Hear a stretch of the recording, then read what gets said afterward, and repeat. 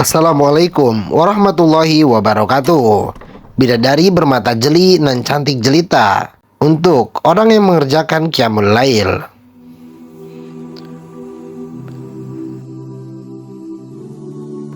Azhar bin Mukhis menuturkan sebagaimana tertera dalam Tanbih Al-Muqtarin. Pada suatu malam, aku bermimpi melihat bidadari cantik jelita. Aku pun bertanya, "Engkau ini untuk siapa?" Bidadari tersebut menjawab, "Untuk hamba yang mengerjakan qiyamul lail pada musim dingin." Dalam Ihya Ulumuddin karya Al-Ghazali disebutkan bahwa Azhar bin Thabit At-Taghlabi bercerita, "Bapakku termasuk orang yang giat mengerjakan qiyamul lail. Ketika malam telah tiba, pada suatu hari bapakku berkata, 'Aku pernah bermimpi melihat wanita yang berbeda dengan wanita dunia.' Aku pun bertanya, 'Siapakah engkau ini?'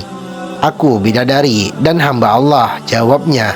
Aku berkata, 'Kalau begitu menikahlah denganku.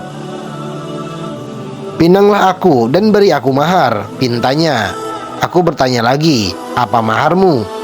'Sholat tahajud yang lama,' bidadari tersebut menjawab. Dalam Sifatus Safwah karya Ibnul Zawji dikisahkan tentang seorang hamba yang soleh, Abdul Wahid bin Zaid, yang tidur pada suatu malam dan tidak mengerjakan qiyamul lail. Dia bermimpi melihat gadis berwajah cantik jelita. Belum pernah sekalipun dia melihat ada gadis yang menandingi kecantikannya. Gadis itu mengenakan pakaian sutra berwarna hijau. Dia berkata, 'Wahai Ibnu Zaid, bersungguh-sungguhlah untuk melamarku. Sesungguhnya aku menunggu lamaranmu.' Kemudian dia berkata lagi, 'Siapa membeliku dan senang kepadaku, niscaya dia beruntung dan aman dari penipuan.'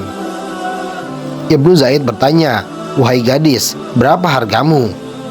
'Hargaku adalah kasih sayang dan cinta karena Allah, serta pikiran panjang yang melenyapkan kesedihan,' jawabnya.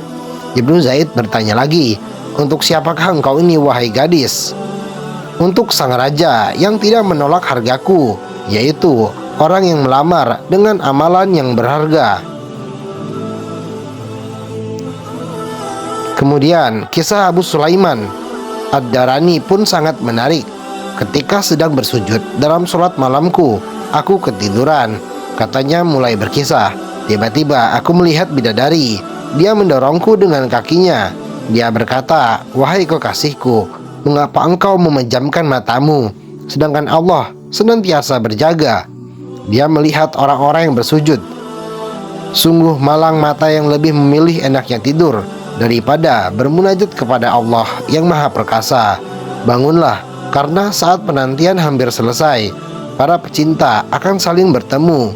Lantas, mengapa engkau masih saja tidur? Kekasihku dan penyejuk mataku, mengapa engkau tidur, padahal aku selalu menantimu di kamar pingitan sejak lama?' Aku pun melompat kaget. Aku merasa malu karena tegurannya kepada diriku. Sungguh kata-katanya yang merdu terus membekas dalam pendengaran dan hatiku. Penjelasan indah tentang sosok bidadari dengan sangat apik dipaparkan dengan sangat panjang oleh Ibnu Qayyim dalam Hadil Arwahnya. Apabila engkau bertanya tentang istri-istri orang-orang mukmin di surga, maka mereka adalah gadis-gadis yang sebaya. Tubuh mereka senantiasa muda, pipi mereka seperti mawar dan apel, payudara mereka seperti buah delima, mulut mereka seperti permata yang tersusun rapi, pinggang mereka halus dan lembut. Matahari seakan terbit dari wajah cantik bidadari apabila dia menampakkan diri. Apabila tersenyum, kilatan cahaya muncul dari celah gigi-giginya. Apabila bertemu suami dan kekasihnya, engkau bisa menggambarkan ketika matahari dan bulan bertemu. Apabila berbicara kepada suaminya, engkau tentu mengetahui bagaimana sepasang kekasih sedang berbicara. Apabila suaminya memeluk bidadari itu, engkau bisa membayangkan bagaimana dua dahan berpelukan. Sang suami bisa melihat wajahnya di pipi bidadari yang jernih, seperti dia melihatnya di cermin yang mengkilap. Dia bisa melihat sumsum betisnya dari balik daging, kulit tulang, dan pakaiannya tidak tertutup dari pandangannya. Seandainya bidadari itu menampakkan diri di dunia, niscaya aroma wangi akan memenuhi antara langit dan bumi. Lisan semua makhluk akan mengucapkan tahlil, takbir, dan tahmid. Semua yang ada di antara timur dan barat akan menjadi indah. Semua mata akan menghujamkan pandangan kepadanya.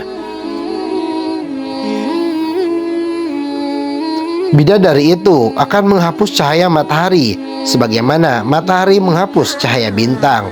Semua orang yang menyaksikannya tentu akan beriman kepada Allah yang Maha Hidup dan tidak pernah tidur.